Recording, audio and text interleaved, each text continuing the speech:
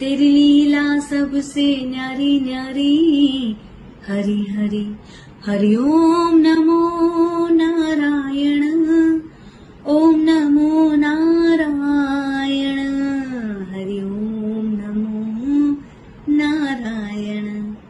जय श्री कृष्ण। હું પ્રાચી દવે।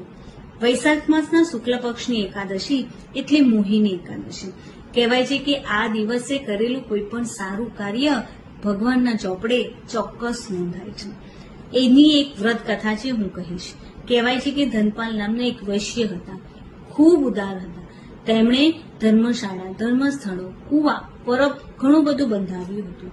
તેમના 5 પુત્રો હતા, તેમાંથી સૌથી મોટો પુત્ર કુકર્મી હતા।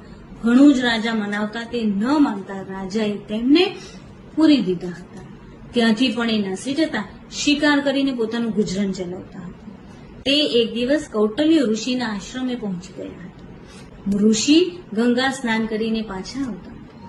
તેમના ભીના વસ્ત્રોનું એક છાંટું પડતા તેમનો પુણ્ય ઉદય થયો। રાજા પુત્રએ એ ઋષિને પૂછતા તેમણે કીધું હતું કે હવે એકાદશી આવે છે, તે એકાદશીનો ઉપવાસ કર, ચોક્કસ તારા બધા જ પાપોનો નાશ પામશે।